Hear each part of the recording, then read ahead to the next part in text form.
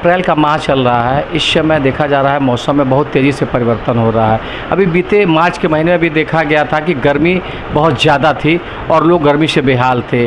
अखबारों में यहाँ तक आया था कि 127 साल के इतिहास में इतनी गर्मी मार्च महीने में कभी नहीं पड़ी थी। हमारे साथ पूर्व लोकप्रिय विधायक डॉक्टर राधा मोहन दास अग्रवाल और बैठे हैं। आइए उन्हीं से जानते हैं कि किस तरह का इस मौसम में बचाव किया जा सकता है और बच्चों को किस तरह से देखभाल की जा रही है। तो इसके विषय में पूरी जानकारी डॉक्टर साहब से ही प्राप्त करते हैं। डॉक्टर साहब, जिस तरह से देखा जा रहा है कि गर्मी का माहौल है और गर्मी बहुत तेज़ी से बढ़ रही है, आप डॉक्टर हैं, बच्चों के एक अच्छे डॉक्टर रहे हैं, प्रतिष्ठित डॉक्टर रहे हैं, और देखा जाता है बच्चों में बहुत तरह की दिक्कतें इस समय आती है। डिहाइड्रेशन की भी समस्या होती है और इन्फेक्शन बहुत तेज़ी से फैलता है। तो कैसे बचा जा सकता है बच्चों को इस? देखिए, पहली चीज़ तो मन में गर्मी का डर नहीं होना चाहिए, क्योंकि भारत अकेला ऐसा देश है दुनिया का जिसे ईश्वर ने अपना संपूर्ण आशीर्वाद दिया है। अकेला देश है जहाँ गर्मी भी होती है, जाड़ा भी खूब होता है, बरसात भी खूब होती है, 6 ऋतुएं भी होती हैं। और इसीलिए इन्हीं थपेड़ों से गुजर करके हमारा शरीर इन मौसमी बीमारियों से लड़ने के लिए अपने अंदर एक अलग प्रकार की रोग प्रतिरोधक क्षमता विकसित कर लेता है।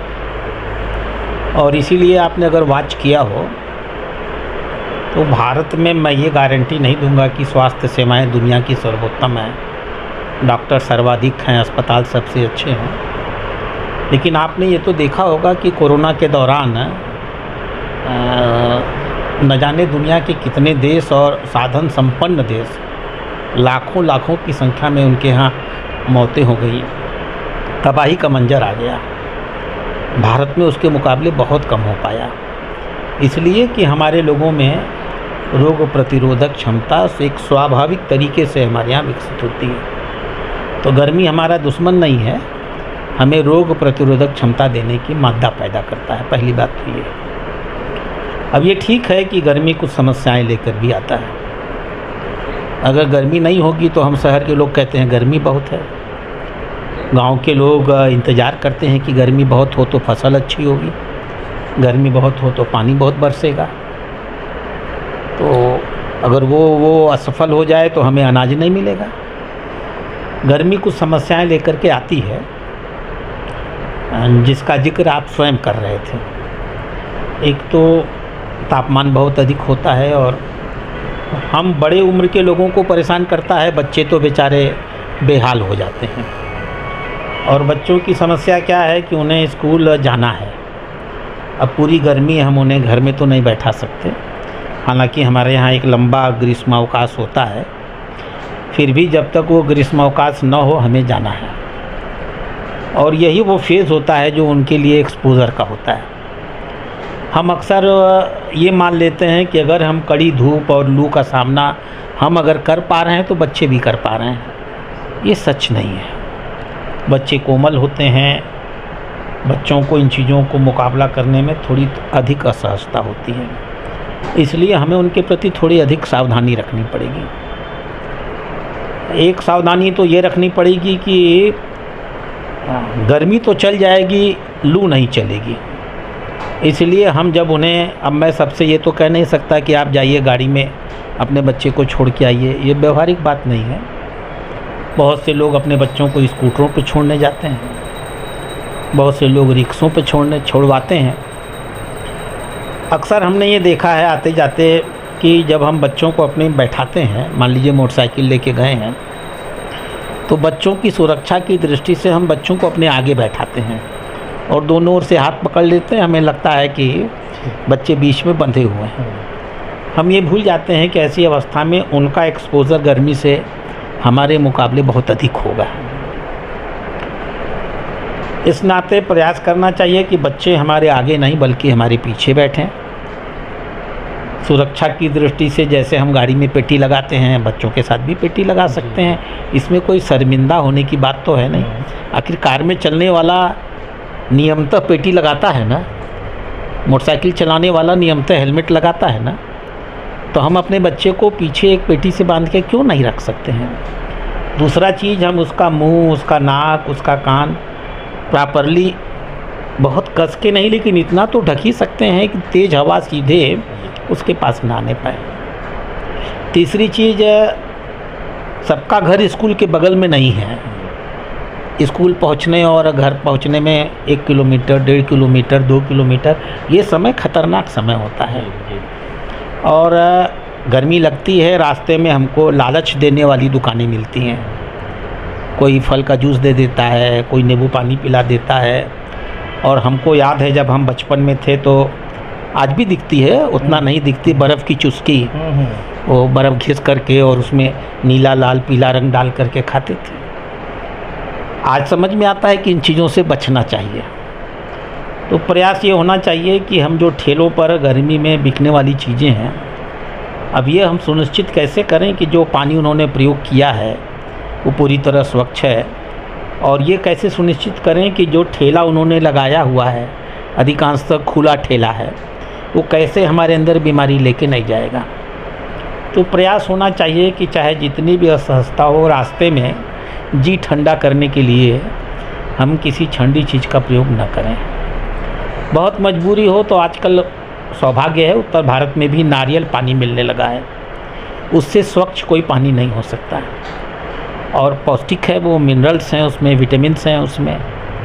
तो अगर बहुत ही मन करे तो नारियल पानी पी लेना इन बर्फ़ के गोलों को पीने से ज़्यादा अच्छा होगा।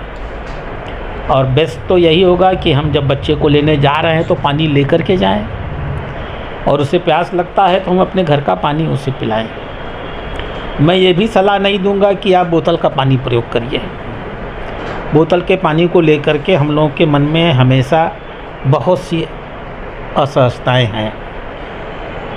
मजबूरी में बोतल का पानी पी लेना, आपको बहुत प्यास लगी है, रेलवे से गुजर रहे हैं, पानी उपलब्ध नहीं है, आपने कहीं रेल नीर पी लिया, एक अलग विषय है। लेकिन बोतल के पानी को अपने जीवन का एक तरीका बना लेना, ये बहुत बुद्धिमानी नहीं है। और बोतल के पानी में ऐसा कुछ होता नहीं है। जो नुकसानदायक होता है वो प्लास्टिक की बोतल होती है।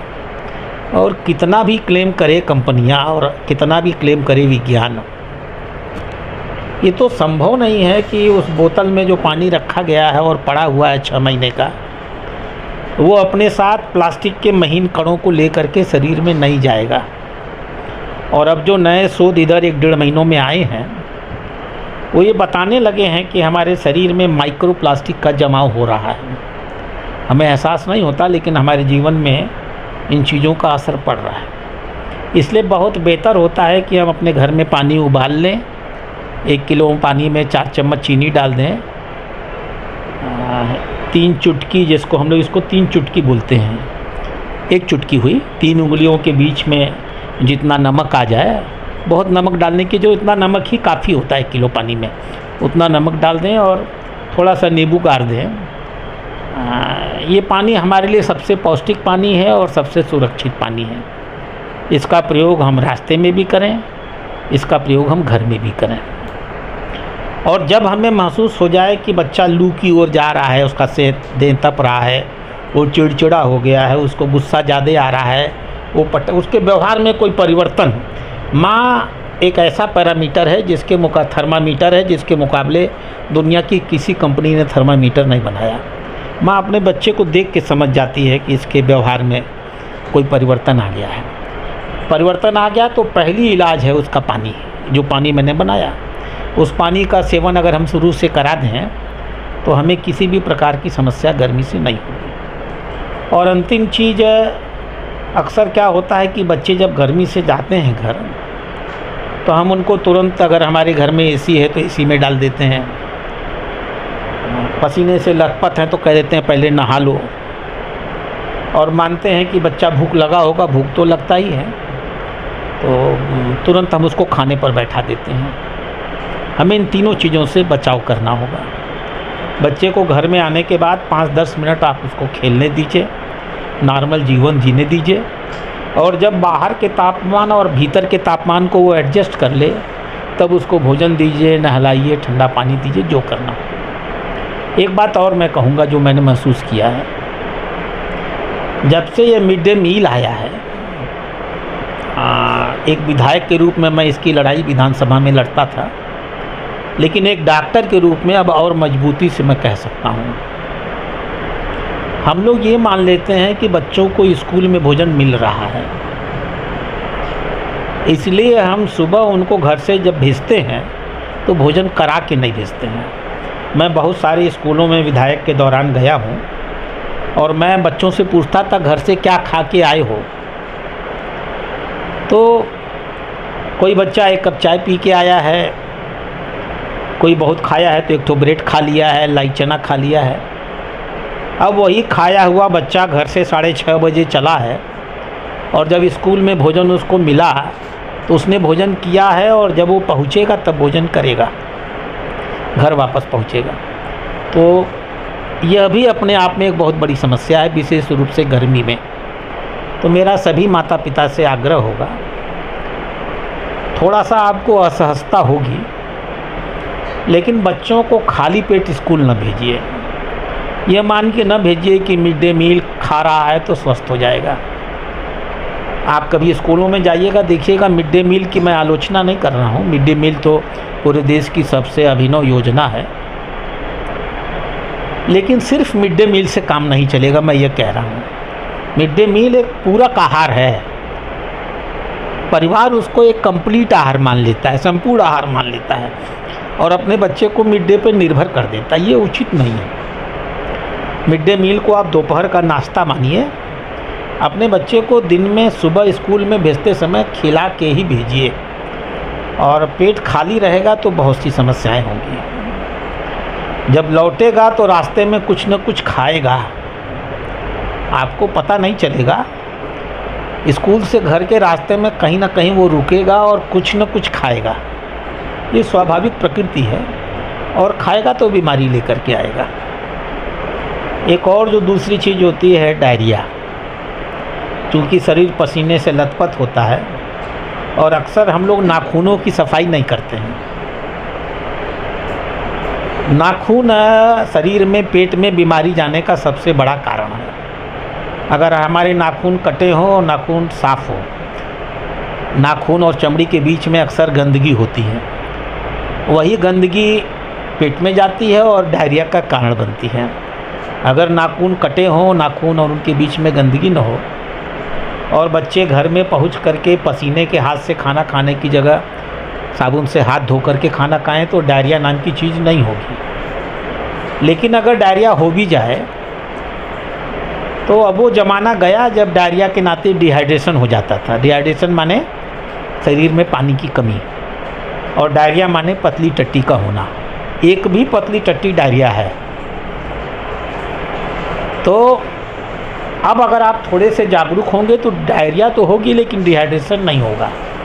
जो आपको मैंने नमक चीनी पानी का घोल बताया, 1 किलो पानी, 4 चम्मच चीनी और चुटकी भर नमक और थोड़ा सा नींबू, ज्यों ही आपके बच्चे को पहली बार पतली टट्टी हो, तुरंत आप वही नमक चीनी का घोल पिलाना शुरू कर दीजिए।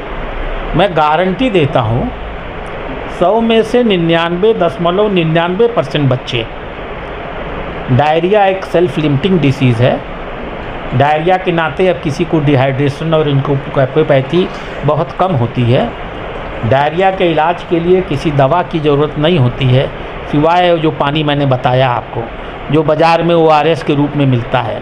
बाज़ार में आप जाएंगे तो अलग अलग तरीके के पैकेट आपको मिलते हैं, वो पैकेट भी आप ले सकते हैं और घर पे भी अपना नमक चीनी का घोल आप बना सकते हैं। दोनों का समान असर है, समान असर है। तो अगर आप इसका प्रयोग करेंगे तो आपको डिहाइड्रेशन भी नहीं होगा। बाकी तो जीवन है, परेशान होने की ज़रूरत नहीं है। ठीक है, ये थे डॉक्टर राधा मोहन दास अग्रवाल जी, जिन्होंने विगत 30 वर्षों से जनता की सेवा क्षेत्र में रहकर की है। एक विधायक के रूप में, एक डॉक्टर के रूप में भी पेशे से डॉक्टर रहे हैं, तो इन्होंने जाहिर सी बात है पहले भी और अब भी जनसेवा का ही काम किया है, बच्चों की जान बचाई है, लोगों का इलाज किया है। आज ये विधायक तो नहीं है, लेकिन आज भी जो इनका काम है वो जनता से ही जुड़ा हुआ है, जनता की सेवा में ही है। आज जो इनसे बातें, उन्होंने बहुत सी गूढ़ ऐसी बातें बताई हैं जो जनरली लोगों को नहीं मालूम होती है, और वो डॉक्टरों के चक्कर लगाते हैं। घर में रह कर के भी बहुत सी चीज़ों का निवारण किया जा सकता है, घर के ही इलाज से ही बच्चों को और लोगों को ठीक किया जा सकता है। तो डॉक्टर साहब के माध्यम से जो भी जानकारियाँ मिली हैं वो बहुत ही महत्वपूर्ण है। इनको आत्मसात करने की ज़रूरत है और डॉक्टर साहब का जो काम है और आगे भविष्य में भी है, जनता की सेवा के बीच उपलब्ध रहेंगे, सेवा के लिए उपलब्ध रहेंगे, चाहे वो विधायक हों या ना हों। यूपी न्यूज़ 18 के लिए प्रमोद पाल सिंह, गोरखपुर।